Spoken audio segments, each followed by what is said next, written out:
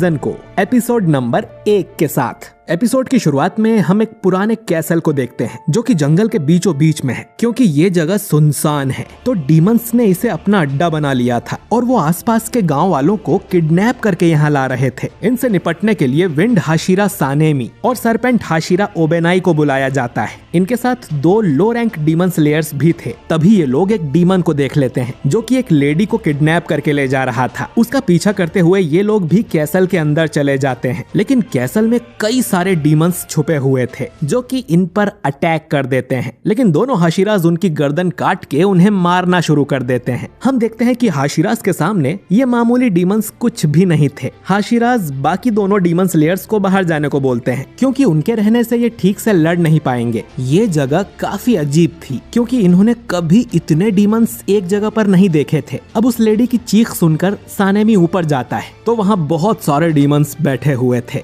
Sanemi wind breathing के second form का use कर उन्हें मार देता है। फिर ओबेनाई सरपेंट ब्रीदिंग का 5th फॉर्म यूज कर बाकी बचे डीमंस को काट डालता है। और इस फाइट सीन का एनिमेशन गजब का था। वो डीमन अब समझ जाता है कि ये दोनों कोई मामूली डीमन स्लेयर्स नहीं हैं, बल्कि जरूर हाशिरा हैं, और वो तुरंत यहाँ से भागना शुरू कर देता है। सानेमी उसका पीछा करता है, लेकिन डीमंस कीड़े मकोड़ों की तरह उसके सामने आते ही जा रहे थे। कैसल के बाहर इन्हें थोड़े अलग तरह के डीमंस मिलते हैं। ओबेनाई सानेमी से कहता है कि वो जाकर उस औरत को बचाए, इन डीमंस को वो अकेला संभाल लेगा। ओबेनाई फिर सरपेंट ब्रीदिंग का 3rd फॉर्म यूज करता है और इन सभी डीमंस को काट देता है। सानेमी भी विंड ब्रीदिंग का 4th फॉर्म यूज कर बाकी डीमंस का सफाया कर देता है। अब ये देख वो डीमन खुद ही इस औरत को फेंक देता है, पर ओबेनाई उसे कैच कर लेता है। फिर दोनों हाशिराज उस डीमन का पीछा करते हुए जब उसके घर के अंदर कूदते हैं तो ये अपने सामने इन्फिनिटी कैसल को देखते हैं। हाशिराज ने ये जगह पहली बार देखी थी। अब अचानक ही इन्फिनिटी कैसल यहाँ से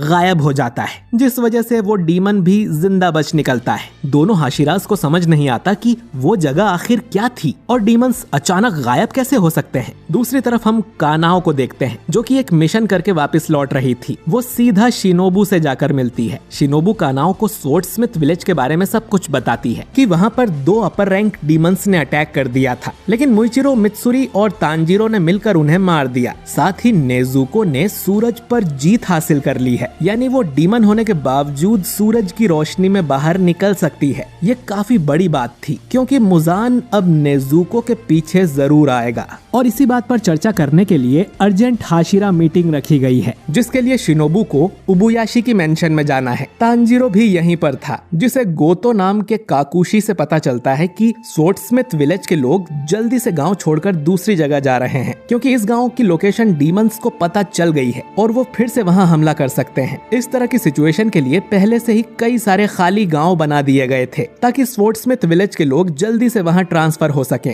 तांजीरो 1 हफ्ते से बेहोश था, लेकिन जागने के बाद वो ठूस ठूस के खा रहा था क्योंकि मित्सुरी भी बहुत खाती है और वो उसकी तरह स्ट्रॉन्ग होना चाहता था। काकुशी बताता है कि मित्सुरी और मुइचिरो तो 3 दिन में ही ठीक हो गए थे। साथ ही नेजुको वाली खबर सुनकर सभी डीमन स्लेयर्स अलर्ट पर हैं। इधर हाशिरा मीटिंग में सानेमी और ओबेनाई सबसे आखिर में आते हैं। सानेमी को इस बात का गुस्सा आ रहा था कि उसका सामना अब तक किसी अपर रैंक डीमन से क्यों नहीं हुआ। स्टोन हाशिरा ग्योमी को खुशी थी कि मित्सुरी और मुइचिरो ने बिना अपनी जान गंवाए 2 अपर रैंक्स को मार दिया। ये लोग मास्टर कागाया के आने का वेट कर रहे थे, लेकिन तभी मीटिंग में मास्टर की पत्नी अमाने आ जाती है। वो इन सबको बताती है कि उनके मास्टर की तबीयत इतनी ज्यादा खराब हो गई है कि अब शायद ही वो कभी इनके सामने आ पाएं। ये सुन सभी हाशिराज को बुरा लगता है और ग्योमी मास्टर की अच्छी हेल्थ के लिए प्रार्थना करता है। अमाने कहती है कि नेजुको ने सूरज पर जीत हासिल कर ली है। अब मुजान किबुत्सुजी जरूर नेजुको को लेने आएगा ताकि वो भी उसकी तरह सूरज पर जीत हासिल कर सके, यानी कि जल्द ही इनका सामना मुजान से हो सकता है। अमाने को ये भी पता चला है कि लड़ाई के दौरान मित्सुरी और मुइचिरो के चेहरे पर एक निशान आ गया था। वो जानना चाहती है कि उन्हें यह निशान कैसे मिला। सेंगोकू पीरियड के समय फर्स्ट ब्रीदिंग यूज करने वाले तलवारबाजों ने मुजान को लगभग मार ही दिया था, तब उनके शरीर पर भी स्पेशल निशान प्रकट हुआ था। ये ये सुन हाशिरास चौंक जाते हैं क्योंकि उन्हें कभी भी ऐसे निशान के बारे में नहीं बताया गया। अमाने कहती है कि उन्हें भी नहीं पता कि ये सच में होता है या सिर्फ ये कहानियां हैं। इस बारे में सिर्फ एक किताब में लिखा हुआ है कि जब ये मार्क किसी इंसान पर प्रकट होता है तो उसके आसपास वाले लोगों पर भी ये निशान आ जाता है। अमाने आगे बताती है कि इस जनरेशन में जिसे सबसे पहले ये मार्क मिला था वो कोई हाशिरा नहीं था, उसका नाम है तांजीरो।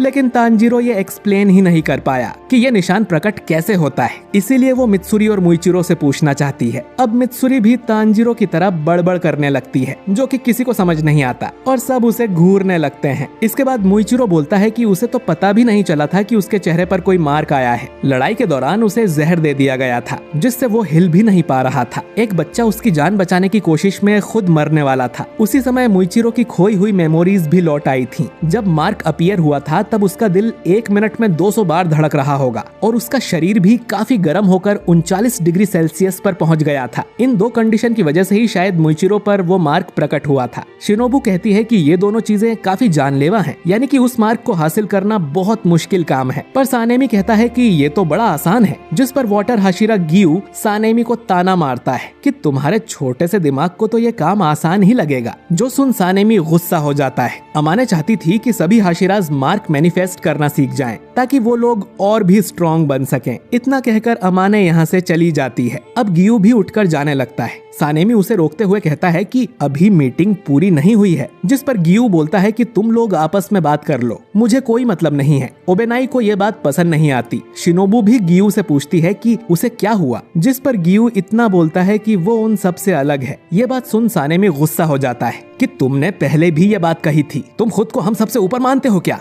अब इन दोनों में झगड़ा होने ही वाला था कि गियोमी ताली बजाकर सबको शांत कर देता है और सबको वापस बैठने का ऑर्डर देता है। इधर बटरफ्लाई मेंशन में तांजीरो को पता चलता है कि नेजुको बाकी लड़कियों के साथ बाहर खेल रही है और वो उसे बात करना भी सिखा रही थी। बाहर हम जेनित्सु को देखते हैं जो कि एक मिशन पूरा करके लौटा ही था। तीनों लड़कियां उसका स्वागत करती हैं और फिर नेजुको भी बाहर आकर जेनित्सु को वेलकम बैक कहती है। जेनित्सु ने पहली बार नेजुको को दिन में देखा था और उसकी आवाज सुनकर वो पूरा पागल ही हो जाता है और चिल्लाने लगता है। वो नेजुको के पास आकर कहता है कि तुम मेरे लिए बोलना सीख गई, ये तो कमाल है, जल्दी मुझसे शादी कर लो, मैं रोज तुम्हें सुशी खिलाऊंगा, चलो घर बसाते हैं। इसके बाद नेजुको कहती है कि वेलकम बैक इनोसुके, यानी कि उसे जेनित्सु का नाम तक नहीं पता था। ये सुन जेनित्सु बहुत ज्यादा गुस्सा हो जाता है और बोलता है कि वो सुअर का बच्चा कहाँ है, मैं उसे मार डालूंगा।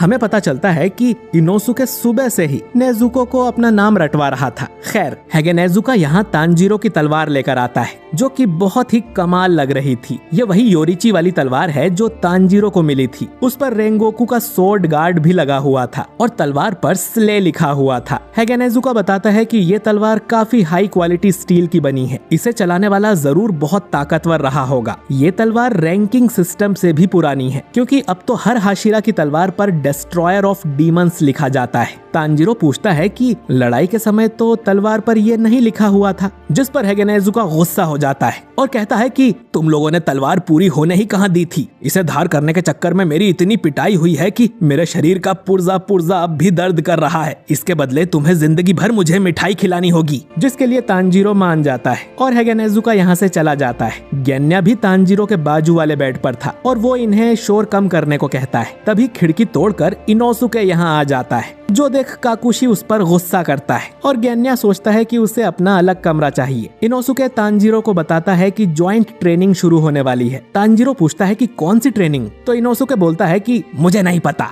इस ट्रेनिंग का नाम है हाशिरा ट्रेनिंग, जिसमें सभी हाशिराज अपने से नीचे वाले डीमन स्लेयर्स को ट्रेनिंग देकर उन्हें और स्ट्रॉन्ग बनाएंगे। वो जल्द से जल्द ये ट्रेनिंग शुरू कर देंगे क्योंकि पता नहीं मुजान क्या खिचड़ी पका रहा है और सभी डीमंस नेजुको को पकड़ने की फिराक में होंगे, तो इन्हें आने वाले अंतिम युद्ध के लिए तैयार रहना होगा। ग्योमी कहता है कि वो रिटायर्ड हाशिरा टेंजन उजुई को भी मदद के लिए बुलाने वाला है। सभी हाशिराज इस ट्रेनिंग के लिए मान जाते हैं, लेकिन पता नहीं क्यों गियू इनके साथ नहीं था। अगले दिन तांजीरो और जेनित्सु इस ट्रेनिंग के बारे में बातें कर रहे थे। जेनित्सु को ये बिल्कुल पसंद नहीं आता कि अभी तो वो मिशन से लौटा है और आते ही उसे ट्रेनिंग पर लगा दिया। तांजीरो कहता है कि ये तो अच्छी बात है ना कि उन्हें हाशिराज के साथ ट्रेनिंग करने का मौका मिल रहा है, इससे उन्हें बहुत कुछ सीखने को मिलेगा। इससे जेनित्सु गुस्सा हो जाता है और तांजीरो का माथा काटने लगता है और कहता है कि तुम तो बिस्तर पे पड़े हो, तुम्हें क्या पता कि हम पे क्या बीत रही है, अब से हमारी दोस्ती खत्म। इतना कहकर जेनित्सु जाने लगता है। पर तांजीरो उसे थैंक यू बोलता है कि लड़ाई के दौरान तांजीरो के पैर भी नहीं हिल पा रहे थे, लेकिन जेनित्सु की सिखाई थंडर ब्रीदिंग की वजह से वो डीमन को पकड़कर उसका गला काट पाया। इसी तरह हाशिरा ट्रेनिंग भी उनके बहुत काम आएगी। अब खुद की तारीफ सुनकर जेनित्सु का सारा गुस्सा गायब हो जाता है और वो खुशी खुशी ट्रेनिंग पर जाने लगता है। इधर टेंजन उजुई स्लेयर्स को कड़ी ट्रेनिंग करवा रहा था। वो सब बुरी तरह थक गए थे, लेकिन उजुई उन्हें भागते रहने को कहता है क्योंकि ये तो बेसिक स्टेमिना ट्रेनिंग थी। उसके बाद वाले हाशिरा तो इनकी चटनी बना देंगे। यहाँ पर उजुई की तीनों वाइफ्स भी आई हुई थी और सबके लिए खाना पका रही थी। उजुई से छूटने के बाद इन सबको मुइचिरो से ट्रेनिंग लेनी होगी, जो होगी मूवमेंट ट्रेनिंग, फिर मित्सुरी की फ्लेक्सिबिलिटी ट्रेनिंग,